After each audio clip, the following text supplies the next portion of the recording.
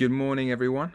It's Wednesday, the 1st of April. We're about a week and a half into lockdown, and I just want to send a message to say, we love you, we're thinking of you, hope you're keeping together, keeping strong. And I want to share a bit of an invitation and an encouragement. The invitation is that if you're around tonight at 8 o'clock, we've got our next prayer meeting. We're doing these on Zoom every Wednesday night, 8 till about 9. Everyone's welcome. There's a link in the bio. And then the encouragement, I guess, is this. I've been sobered in realizing, like I think most of us are, that we're more likely right at the beginning of this situation rather than at the end of it. And there's a lot more to come. I've been really encouraged by the way that communities have started coming around, that people have been looking out for neighbours and wanting to look out for each other, care for each other. But I guess I've got a bit of a question for us, which is at the start of a brand new month where it looks like we're probably more at the beginning of this crisis than at the end of it. I think the question for us isn't what's going to happen this month. I think the more important question, the one we can actually do something about, is who are we going to be in this month coming up? What kind of person are we going to be to our families, to those closest to us that we're shut at home with? What kind of person are we going to be in our community? And what kind of person are we going to be before God? And we've been talking about every day wanting to do one thing to care for our heart, to care for our mind, to care for our body with Jesus at the center.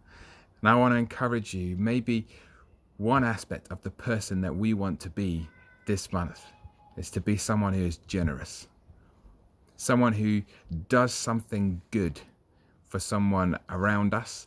Yes, to meet need, but sometimes just to be kind, just to be loving. Because we have hope in a God who, when it looks like we have nothing, is able to provide and to care and to bring victory. And that's what we're going to be celebrating next week with Easter week. That actually God, in the place of death and greatest defeat, can bring life and greatest victory and transformation. So let me just share these words with you from the first chapter of 2 Corinthians as an encouragement for the day. This is the Apostle Paul writing, a man who knew a lot about suffering. And he says this: "Blessed be the God and Father of our Lord Jesus Christ, the Father of mercies and God of all comfort, who comforts us in our affliction, so that we may be able to comfort those who are in any affliction with the comfort with which we ourselves are comforted by God. Our hope for you is unshaken, for we know that as you share in our sufferings, you will also share in our comfort." He described some of the suffering that he went through, and then he said, "Indeed, we felt that we had received the sentence of death, but that was to make us rely not on ourselves, but on God who raises the dead. He delivered us from such a deadly peril, and he will deliver us. On him we have set our hope, that he will deliver us again. And you also must help us by prayer, so that many will give thanks on our behalf for the blessing granted us through the prayers of many." In the midst of this suffering, God will comfort us so we can comfort and build up others.